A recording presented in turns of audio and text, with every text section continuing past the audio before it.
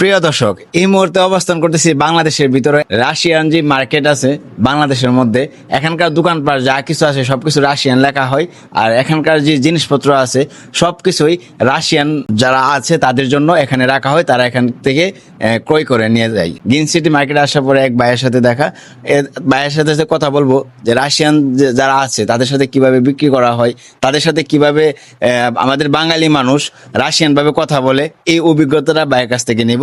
ভাই আসসালামু আলাইকুম, কেমন আছেন? সালাম, আপনি কেমন আছেন? আছি আলহামদুলিল্লাহ। আপনার কাছে প্রশ্ন হলো, আপনারা তো আমরা বাঙালি, হ্যাঁ। তো আমরা কিন্তু সহজে মানুষের সাথে মিশে যাই।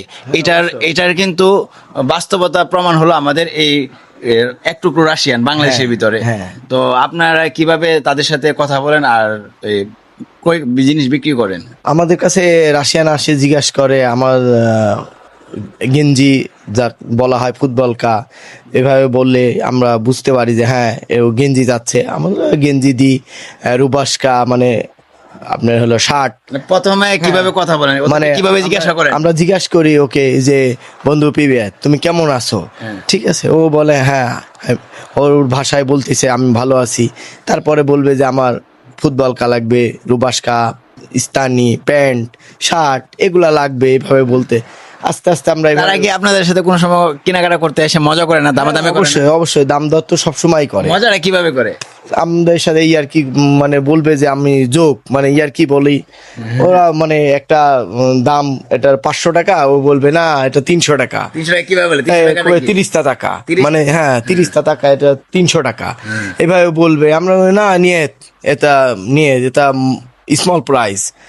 আমরা বলি যে এটা 500 টাকা মানে 500 টাকা, এইভাবে বলি। বলার পরে এখানে বিশেষ করে আমাদের বাঙালিরা তো একটু অন্য টাইপের লোক, তো এখানকার ওদের সাথে কোনো বাটপারি করা তো হয় না নাকি? না এভাবে তো আমাদের সাথে ওরকম ভাবে করি না। আমাদের সাথে আমরা যেরকম ওরা ওরকম ভাবে আমাদের সাথে মিশে, না আমরা ঠিক আছে? আপন করে নিছি, ওরাই হ্যাঁ, আমাদের সাথে যাদের আমাদের ভালো সম্পর্ক তারা আমাদের সাথে ভালো ফ্রেন্ডলি মাঝে মধ্যে আসে, যে আপনার কাছ থেকে হ্যাঁ, সব সময় এখন আপনার কাছ থেকে কিনে নিল, আবার আপনার কাছে আসলো, এরকম আছে? হ্যাঁ, এরকম আছে।